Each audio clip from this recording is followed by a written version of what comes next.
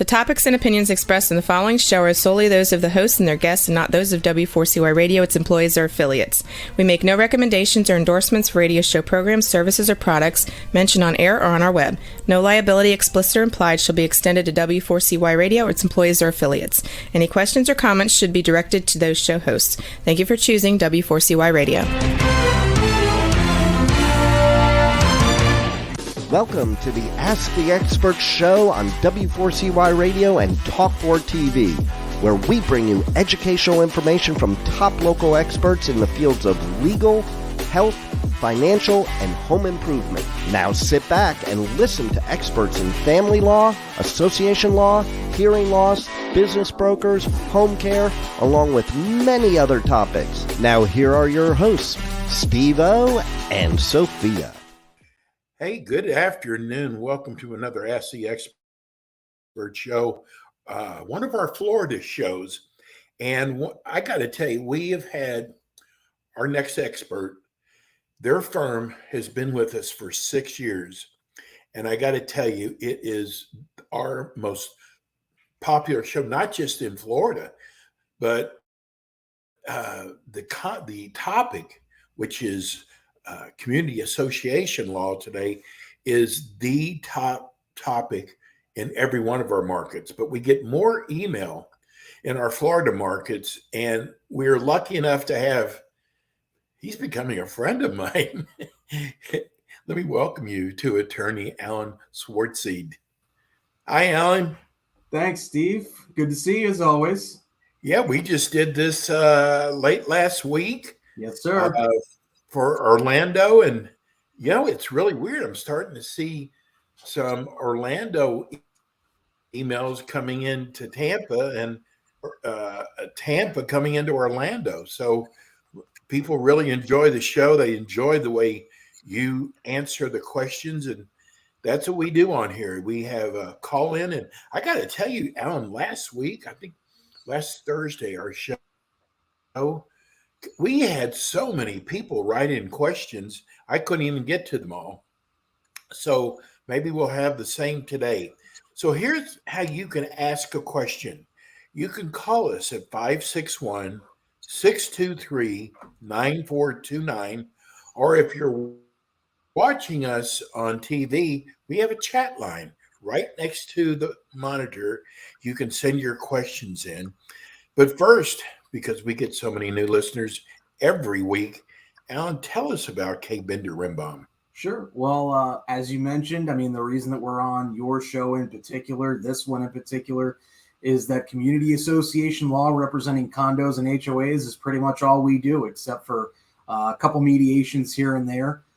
It's really all the firm's done since the 90s. We've got 20 attorneys throughout Florida. So my office is in Orlando, but I also practice throughout the entire state, and so do most of the attorneys in our firm. We've got offices in Tampa, Miami by appointment.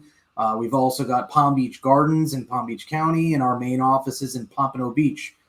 So again, 20 attorneys in the firm, 8 of whom are board certified in community association law, and then another who's board certified in construction law. So the bottom line is anything that comes up in a community association, if the association needs an attorney to evaluate it, analyze it, or represent the association, that's pretty much what we're here for, and we're happy to do it, whether we're your current counsel or become your counsel. That's what we do. I know there's people out there listening to the show, and they're going, I'm thinking about becoming a board member, but they've never served. Can you explain what community association law does?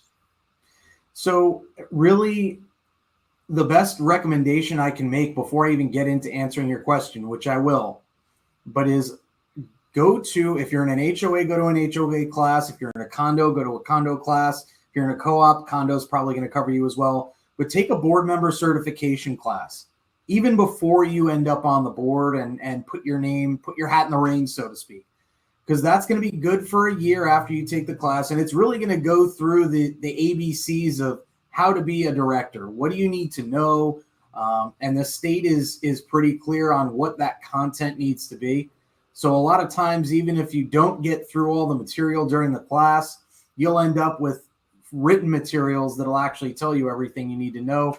And everything that you don't need to know is probably in your governing documents or something you should reach out to your attorney to find out. So what do we do? I mean, there are a lot of things that go into what we do as community association attorneys. A lot of it is just day-to-day guidance on, board members don't know whether they're allowed to do something or not do something under their governing documents, which is the declaration, bylaws, articles, rules and regs, things like that, or under Florida law or federal law, because there are federal laws that apply to Florida community associations too. So they'll just ask us questions that can be via email or phone, whatever it may be. As long as you're a client, we're happy to answer. I'm also happy to answer general questions, generally speaking, that don't, go into the details of any particular community or situation. Another thing that we do on a regular basis is amending your governing documents. Marketable Record Title Act issues, making sure your covenants don't expire and become unenforceable. And those are all things that I do, and some of our community association attorneys is what we call it, what we do. Another thing we handle is your collection. If people aren't paying their assessments, we've got a department that handles that. We've got another department that handles all of the litigation. So if you've got people that aren't complying with your covenants, generally speaking, after your internal process is done, I'll send out a letter or two, and then it goes over to our litigation department to handle the actual lawsuit. Or if the association gets sued and isn't covered by an insurance policy, that's something we cover as well. And frankly, anything that has to do with a community association that requires an attorney or an attorney can help with, that's what we do. So I don't know. Including pets. What's that? Including pets. Yes, we handle plenty of pets. So I wanted to ask you, so now when a developer turns over control, have you found that when they turn over control that the board has no clue? Well, I mean, that depends. Are you starting over? That depends on how active the members were before the developer turned over control. If you've got a group of interested individuals within the community who've actually monitored what's been going on, what the developer's been doing, and hopefully who went and communicated with the developer. Usually before the whole turnover happens, you'll have a partial turnover where 1 out of the 3 or 2 out of the 5 directors are actually members of the community. Hopefully that member of the board and of the community who actually owns a lot there that isn't the developer has been paying attention to what the developer's been doing, both on the board and as a whole. And if they have, then it shouldn't be a shock as to what's been going on. But alternatively, like I said, sometimes you've just got groups of individuals who have really monitored and paid attention to what the developer's doing. So when that turnover happens, hopefully they've already been negotiating with the developer to do all of the things that the developer can do, but the board as a member-directed board can't do. So, for example, there are a lot of amendments that are a lot easier to get done when the developer has control and is able to do that unilaterally. So versus, the members take over the board and all of a sudden you need a member vote and you need 75% of the membership to approve an amendment. So I don't know that I have a good answer, but what should you be doing? If you don't know what's going on, find out what's going on. You can send records inspection requests and things of that nature to get access to the association's records, even though the developer is still in control. And you should really be monitoring what's going on. I mean, this is your community. You live there, even if especially, frankly, if you're one of the earlier members that steps in and actually resides in the community, you should be paying attention to what's going on surrounding you and when it comes to the actual corporate entity that's operating and maintaining your community. Because eventually, once the members take over, there's less of an opportunity, although you should still be trying to work with the developer to try and work things out and resolve any issues you might find that come up after the developer turns over control. It's a lot easier to do that before they turn over control because, again, there are a lot of things a developer can do while they still have that control that they no longer have the ability to do either under Florida law or under the way that most governing documents are worded after that turnover happens. Does the developer normally have a law firm like K. Bender Rimbaum? Usually they'll have a lot of in-house counsel that they work with, and so that makes things easier because there's less of a conflict of interest where, for example, we do represent some developer-controlled communities, but it's usually going to be after the development has occurred. So there's actually a completely different subset of community association attorneys that only do development work. Our Palm Beach Gardens office, Jeff Rembaum, does a lot of work with developer-run communities, but frankly, I don't personally know whether he does any actual, creating the community from scratch, creating the covenants, figuring out what the easements and things like that need to look like. And that's, now that I realize, frankly, it's something I'll discuss with him because that's an interesting question, Steve. I appreciate it. Well, we actually got somebody that wanted to know if they had to use the developer's law firm and if they can change who would be representing the new board. That's going to depend on the relationship and the contract between the attorney and the association. But frankly, any law firm should be allowing them to say, you know what, we're going to work with someone else now, regardless of the stage that they're at in the development process. It should be a contract that says, you can go work with someone else at any time if you really want to. We're not going to put the association in a permanent situation where they have to use the attorney. I've only seen that happen once or twice. And frankly, I don't even know if it's allowed by the Florida bar to have a situation where you have to use that attorney or you get penalized. Now, the attorney is going to require you to pay their bill before they're willing to give up that control over your community, so to speak, and the right to work with you. But I don't know of any law firm other than one that I've come across who actually says, we are your exclusive law firm. You will not work with anyone else, and you'll be penalized if we find out that you're working with any other attorney to get guidance on something. I did have one attorney say you're not allowed to get a second opinion, and frankly, I considered whether or not the bar should know about that, but I haven't reported it. Okay, well, we got a lot of people writing online. Let's go to the first one. Let's go to Doug. As you can see, we also have the questions up there that you can see. This is from Doug. Okay. Our HOA has a board. This is even a member who used to not attend board meetings. He recently began attending the board meetings, but will not acknowledge his presence during roll call and refuses to vote. Our docs are silent. I've never seen that question before. I have. Yeah, I bet you have. There are a couple options here. One is, depending on when your election is going to take place, you might just wait it out.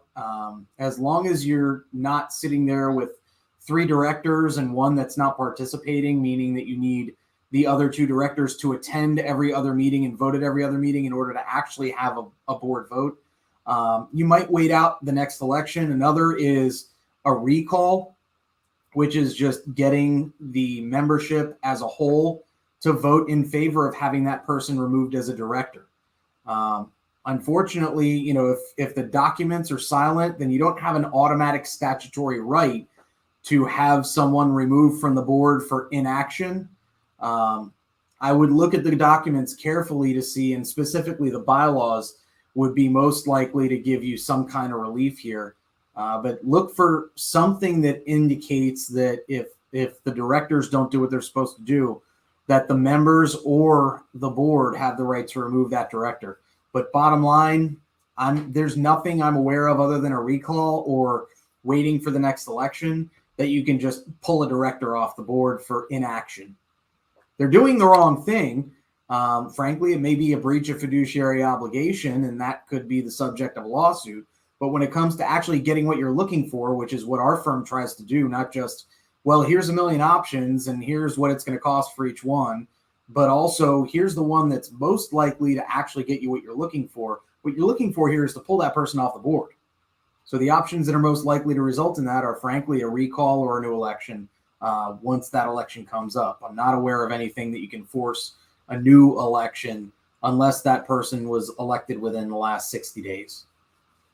Steve? Okay. Let's go to Ed. Should a board discuss See why this is good. Should a board discuss, vote on a set of fines committee related issues, i.e., process, policy, procedures, fine schedule, etc.? The short answer is yes. I mean, it's probably something you should do to have a policy, have procedures, make sure that those procedures comply with the requirements of the Florida statutes when it comes to fining and suspending use rights and suspending voting rights and things of that nature. If you're allowed to suspend voting rights at all in your particular community. But I frankly, I recommend having policies and procedures for pretty much everything. And especially things that are easily subject to challenge, like fining.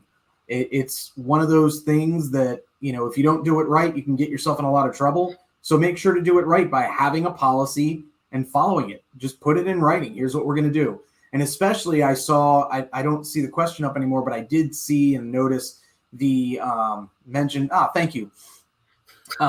Regarding the fine schedule, that's something that really needs to be placed in writing in order to be enforceable. And keep in mind, what you'll want to do is make sure that if you have fine schedules, if it's different amounts for each type of violation, make sure that the maximum in your governing documents is also followed if you've got one. Because a lot of times I see people trying to levy, these $500 fines, but their governing documents say that the most you can levy for any individual day of a fine is $100. Okay. Let's go to Kent. His second question. Any advice on getting board members to actually perform their duties objectively with knowledge and efficiently? Trying to get them to actually observe, enforce the governing docs.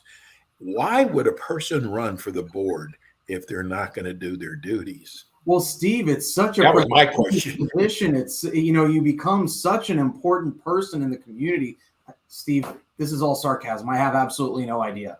The bottom line, you really need to take I would recommend that this person take a board certification course. If you're not going to actively participate, then I'll reiterate, you are likely violating your fiduciary duty to the association as a whole, and you could be subject to a lawsuit against you personally.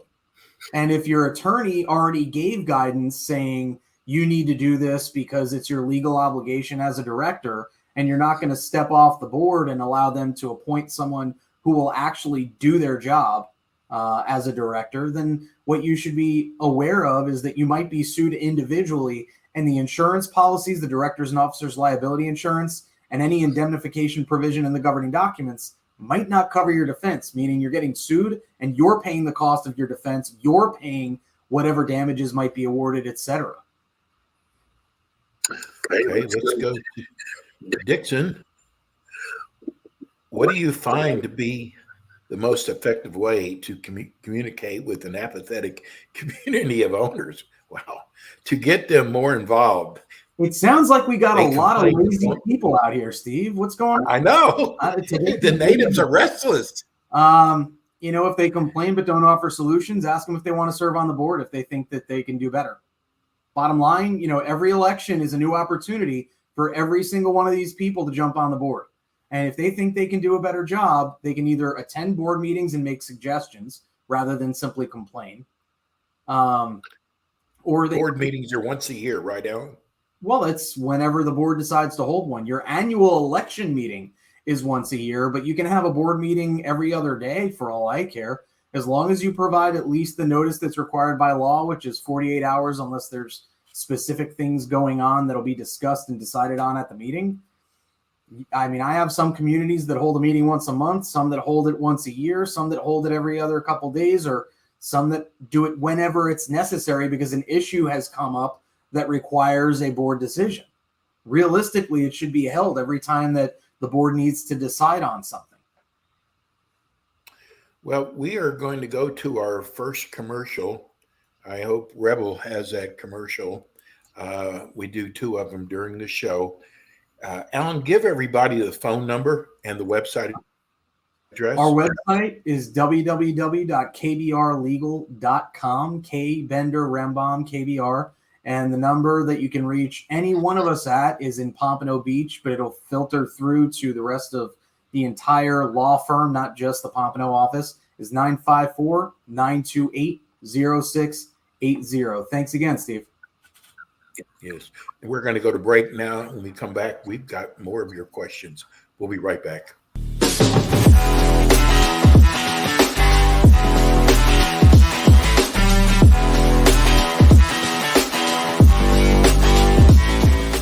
K. Bender Rembaum is a full-service community association law firm dedicated to the representation of community associations throughout Florida. On kbrlegal.com, you can learn more about their offices in Pompano Beach, Palm Beach Gardens, Orlando, Tampa, as well as throughout Miami-Dade by appointment. Several K. Bender Rembaum attorneys are board-certified specialists in condominium and plan development law and assist clients with all matters of community association legal issues while keeping them up to date on new developments that affect their associations. K. Bender Rembaum is also a well-known provider of free legal education for managers and board members. Contact K. Bender Rembaum today by calling 800-974-0680. That's 800-974-0680 to reach any of their locations. You can also visit them online at kbrlegal.com or write to them at info@kbrlegal.com. And we are back with the Ask the Expert show on W4CY Radio and Talk4 TV with your hosts, Steve-O, Sophia, and their expert guests. This is the Ask the Expert show. We're with you every Tuesday at 5 o'clock. And it's the K. Bender Rembaum show, basically, today. Many of their attorneys are board certified. We are with one of my favorite attorneys, attorney Alan Swartseed. And we've got a lot of subjects here. If you'd like, you can join us on our TV side, and you can actually write in your questions. We're getting a lot of them today. Or you can give us a call here at 561-623-9429. Let's go back to our letters that we got.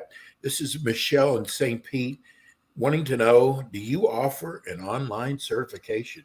We do. It's usually pretty much once a month that we'll offer the HOA or the condo or both. I know I have an HOA board certification coming up on June 17th online via Zoom. And I'm sure I haven't looked at our calendar for June, but I'd be shocked if we didn't have a condo one coming up. I've actually been speaking with our PR department about potentially where I have customarily offered an in-person only board certification once a month in my office, potentially having that done in the Zoom room in my office and having it available at noon on that last Tuesday of every month.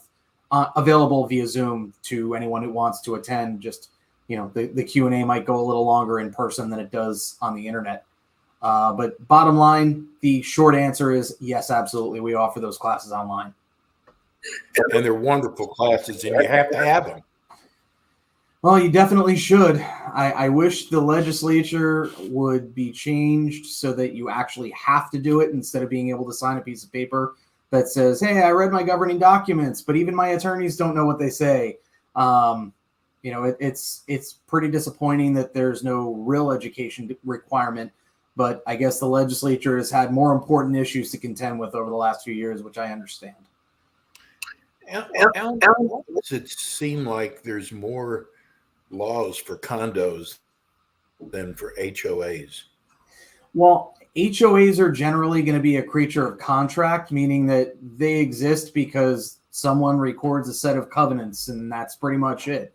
Whereas a condo, it's not, unless it's a land condo or it's laid out in a specific format, it's generally not going to be let's lay this out on the ground. You get this area, I get this area. It's all clearly separated. In a condo, it's more, here's a floor. But you don't get to keep that whole thing. Let me subdivide that. And let me subdivide each floor. So condos don't exist unless the legislature says so.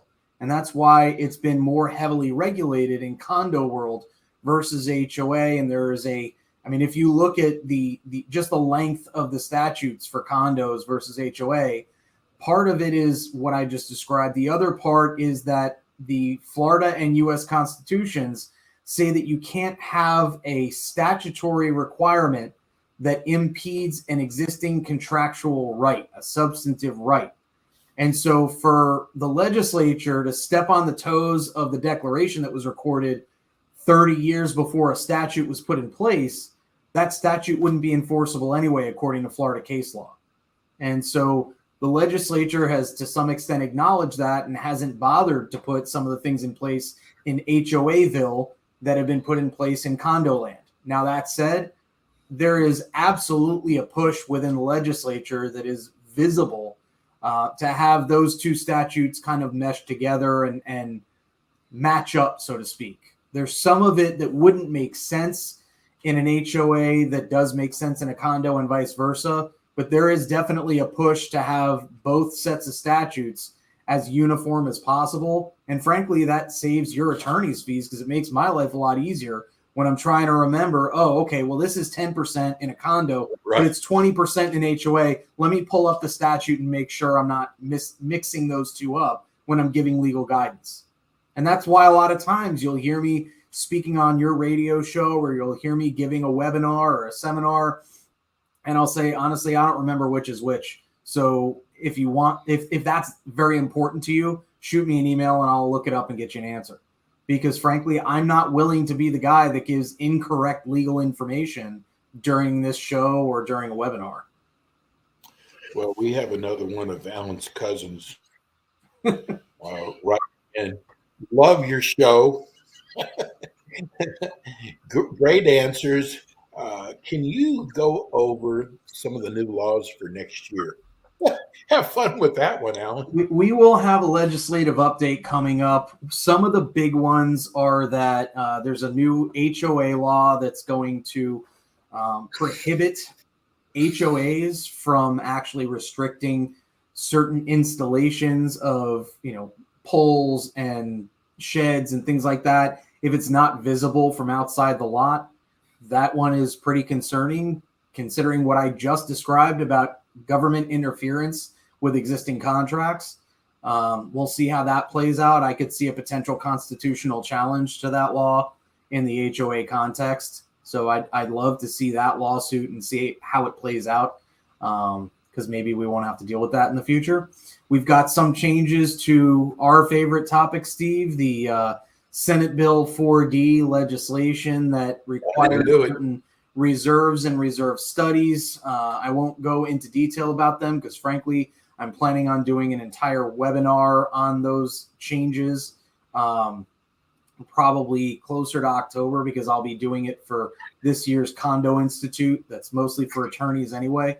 So I'll have the materials put together for that. But that'll probably be a big part of I think Jeff Rembaum actually just did his legislative update email. So if you're on our mailing list, you've probably already gotten this information. If you're not, I don't know why you wouldn't be if you're interested enough to join our show today.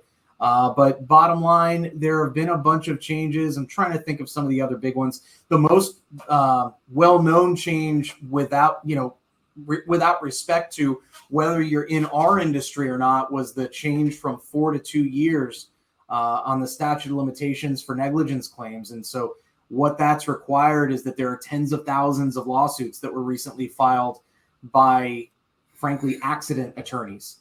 But it's not limited to car accidents. It's not limited to medical malpractice and things of that nature. It's if there was negligence, which might impact community associations, that statute of limitations is shorter. And what that means for practical purposes is that whereas you used to have 4 years to file that lawsuit, now you only have 2. There are a bunch of other changes, but again, I would check out Rembaum's Roundup on our website, kbrlegal.com, under the resources tab. And the most recent Rembaum's Roundup was the legislative update. And we'll also probably have a webinar in a couple months that deals with all of the legislative changes, or at least the ones that interest community associations. Okay, I've got a question, and I promise you this is not a political question. How involved does our governor get involved with these laws, especially the new ones? Well, I mean, keep in mind the governor's position with respect to a lot of these community association laws is pretty much limited to either vetoing it, signing it, or ignoring it so it becomes a law after, I think, 15 days after it crosses his desk. So it's not really the governor who is putting at least these particular laws in place. And I haven't heard from any legislators or anyone that's spoken with them that the governor has pushed for any of this legislation. Frankly, I think that the legislators themselves get enough push from, the individuals, the entities, and all of the other lobbyists that work with them on a regular basis, that they don't need any pressure from the governor to put these things in place. But he eventually has to sign off on it. Well, he either signs off, he vetoes it, or again, I believe if he leaves it alone and doesn't sign off and doesn't veto within 15 days, it automatically becomes a law because it's already been passed by the House and the Senate at that point. It doesn't really reach his desk until the House and the Senate have approved it. At least that's what I understand. I'm no legislative expert. Okay. It's funny. I talk about this a lot because I love the show that you all, the information, the educational information, they ask the lawyer, ask the attorney. And I always remember how I would see a person ask a question, and then after hearing everybody else ask their questions, all of a sudden they've got more questions.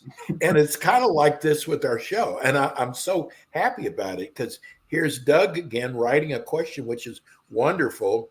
It says, our condo association recorded its rules in 2013, then in 2020 revised, but did not record the rules. Which set of rules are enforceable? So this is going to be one of those depends on HOA condo, and I don't remember which this is.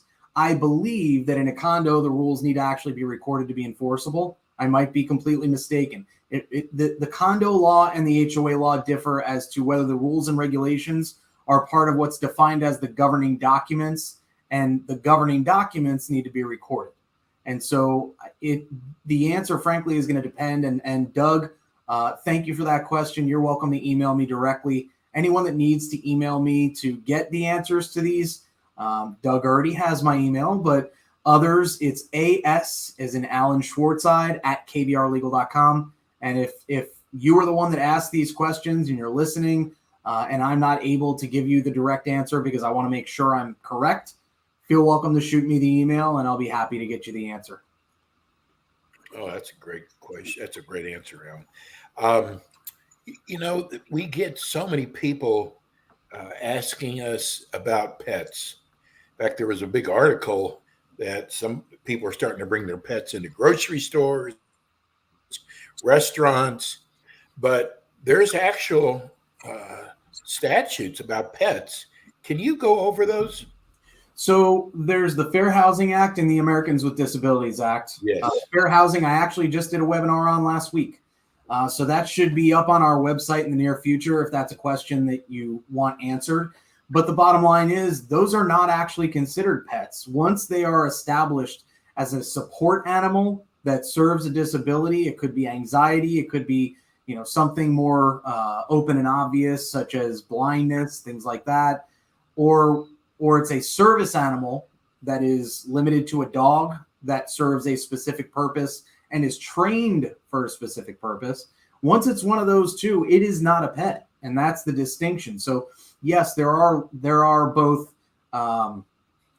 federal statutes, and then for the FHA, there's also the local state equivalent. And depending where you're located, I believe Tampa has its own FHA. I know Orlando does, Palm Beach does.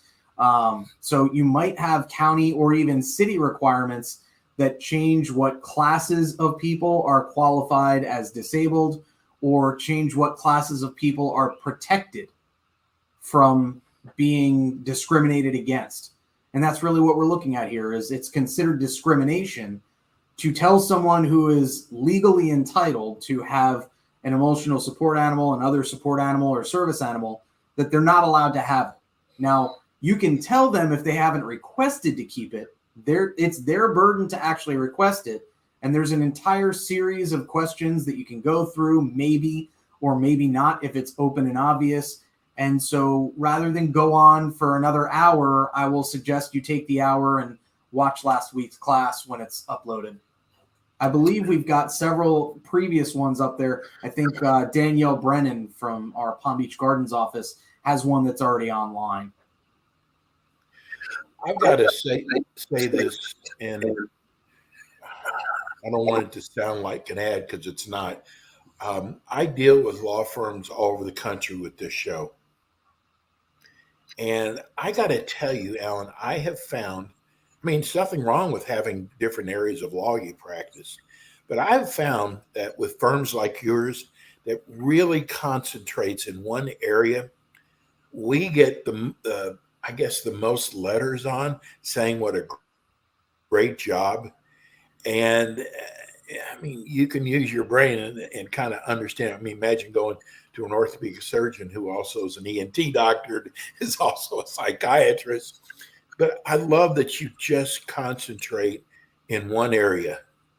Well, I'd say 80, 90% of your firm. I know you have a few, but I think that's what really makes your firm so special.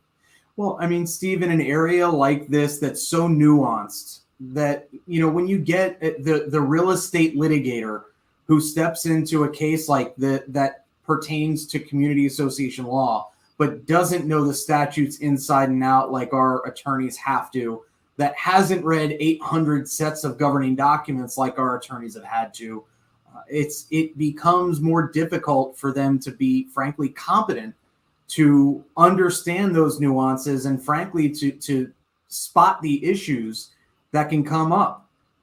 Someone who has never dealt with a community association issue before won't maybe pick up on a selective enforcement issue that someone from our firm might. So, when you see family lawyers that step into this area of law, you see criminal lawyers that step in. I've actually had several criminal lawyers who stepped into cases to help out friends. And when I pointed out, hey, you might want to take a look at these statutes, they withdrew altogether from representation because they realized, oh, I'm out of my depth. Not that, and part of it was that I was better, but it's not necessarily because I was better than them as an attorney or that, that I was extremely knowledgeable and told them I'm going to mop the floor with you. It was literally, hey, you might want to check out this statute because your client's position's wrong. And they immediately withdrew because they realized they had no leg to stand on. Someone who doesn't focus on this area of law won't know about things like that. And that's illustrative in the situation I just described. Anyone that walks in and doesn't know what they're talking about probably won't be able to sit there and read the multi-page condo statute and all of the other relevant statutes, such as 617, the not-for-profit statute that many people don't even know applies to a community association, even though it does. They're not going to be able to read those statutes in conjunction with each other, in conjunction with the governing documents, and make a meaningful decision as to, okay, well, here's what the law says. It's just too difficult. Another thing I'm talking about things I really think is special about your firm also is the fact that when you go into your office, it is so busy in there. You've got a lot of clients, okay? And it's amazing all the classes you offer, free classes you offer, including doing shows like this. For the people who are listening on radio, we've been scrolling a lot of the classes, not all of them. Do you have those in front of you? Can you mention a few that are coming up next month? Sure. Well, just tomorrow we have a closer look, and it's funny, I didn't even think about it, but Senate Bills 154 and 360, I believe offhand, those are probably the ones that deal with Senate Bill 4D of last year. That's with Lisa McGill, June 1st at 12:45. We've got the legal update that I mentioned. So that's actually coming sooner than I anticipated. That's also going to be Lisa McGill. And then Robert Kay will be on your show on the Thursday. Also on the 1st. June 8th at noon, Mike Bender has a legislative session update as well. That's all. And all of this is available online. And that, again, I think we briefly discussed earlier today, that's just through the 8th. That's maybe a tenth of what we've got coming up. So I do recommend that you check out, first of all, get on our mailing list so that you know when all these free classes are coming up and when these appearances are coming up on Steve's shows. But also, if you're not already doing that and you'd prefer not to, check out our website at KBR Legal. Our calendar is towards the top left, and you can see every one of the classes that's coming up through the end of June, although I know I've got one coming up that's not up there yet, so I presume that there are a couple more that are going to be in later in June that are not on there, but I think there's probably 20 appearances that are already listed for next month. Yeah. And another thing is parking. A lot of people are upset that there's guests in their parking spaces, and they tell the board, and the board says they're going to tow them away, but it never gets done. What can we tell those people? Well, I mean, what can they do? Yeah, I hate to ever suggest that an owner go against the association. You might want to look at your governing documents to check and see whether the individual has the right if the association doesn't act. In other words, if your board says, yeah, we'll take care of it, we'll tow, and then they ignore it. And by the way, keep in mind, you might want to make sure that they're actually not doing it because they don't want to versus they actually can't for some reason. So keep in mind there may be factors that you're not aware of, and because you're not asking the right questions or doing the right records inspections, you're not being informed about. But then look at your governing documents, see if there's anything in there that says that an owner has the right to enforce the restrictions of the association unilaterally, which means in short terms, you might be able to call that towing company yourself. Or again, I hate to go against associations at any time, but if they're not doing what they should be doing and there's no rational basis for them not to be calling that tow truck in, you might want to look into having an injunction entered in a lawsuit or something similar, some other relief that a judge basically forces them to move forward and actually enforce their governing documents. Now that there's case law that says you might not be able to do that, so be careful. Make sure, like I said earlier, that if you're considering it, I would suggest you consider discussing that issue with an attorney who practices very frequently in this area of law. Because again, it is not infrequent that I come across people that dabble in this area of law and don't realize that they are misstating the law to me. Okay, but we have, because it's amazing how many people write us about parking. Let's go over to roofers. Here's a roofer that was hired, was negligence, caused water damage. Who is legally responsible, the board or the roofer? Well, that's going to depend on the contract between the roofer and the association. Hopefully, your association got a law firm involved in finalizing the contract, and they put in there that if the roofer causes damage, then the roofer is responsible for it. If not, it may be on the association to sue the roofer for that damage without having a contractual basis for it, just based on negligence in general. Or it may be that if it's the owner that's responsible because there was damage done in the property, there might be an insurance policy that gets you'd submit you submit an insurance claim and potentially get the insurance company to cover the cost of the repairs. And then the insurance company might go back and sue the roofer. What happens when they put those no parking signs up? Are those material alterations? It depends, which is a lawyer's favorite answer. If it's going to really, if it's no parking and it's a huge sign on the building, probably, unless it's already authorized in the governing documents. You might have something that already specifically says that these signs are permitted in the community. If so, then it's not a material alteration, even though you're changing the appearance because it's already been authorized, presumably by the membership or by the developer. If it's not something that's mentioned anywhere, which it would be uncommon, but I mention it anyway just in case, then it might be an alteration and it might require member approval. The other thing to keep in mind is whether that is for the safety of the community and to benefit the community, in which case there is case law that says you might not need to get that member approval. I still think you probably would, but I would take it on a case-by-case basis rather than giving any kind of blanket answer for that one.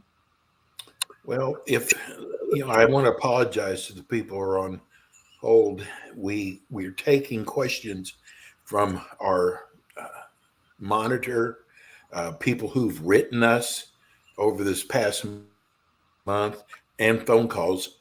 We are so appreciative of everybody contacting us. Alan, let's give everybody your phone number and website again. Sure. The office that you can call, the main office in Pompano, is 954-928-0680, and they'll be happy to farm it out to the right person. You can ask for me if you're not already a client. If you are a client, then ask for the attorney you're working with. Hopefully that is me. And if you want to go to our website, which I would recommend to, frankly, everyone that has any interest in this industry, it's www.kbrlegal.com. That's K Bender Rembam, KBRlegal.com.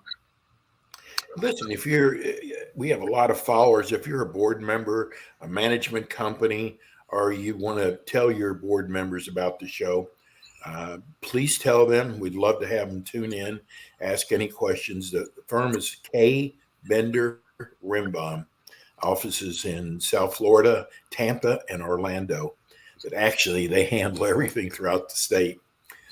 Alan, it's so easy doing the show with you. You're a great representative. We will see you again next month. Yes, sir. Ask the Experts. Thank you so much, Alan. Thank you, Steve, and thank you for all the listeners and viewers, and look forward to seeing you again next month. We will see you for sure. That's where it brings us to the end of another Ask the Expert show. Again, if you would like to contact us, the phone number here is 954-336-3767. We'd love to have you on our show. Thank you so much, Rebel. Great producer. We will see you all next week with more Ask the Experts. Thanks for tuning in today to the Ask the Expert show on W4CY Radio and Talk4 TV. Tune in next week and every week to hear more from our experts on personal injury, insurance, air condition repairs, estate planning, Medicare, and many other topics in the areas of legal, health, financial, and home improvement. See you next week.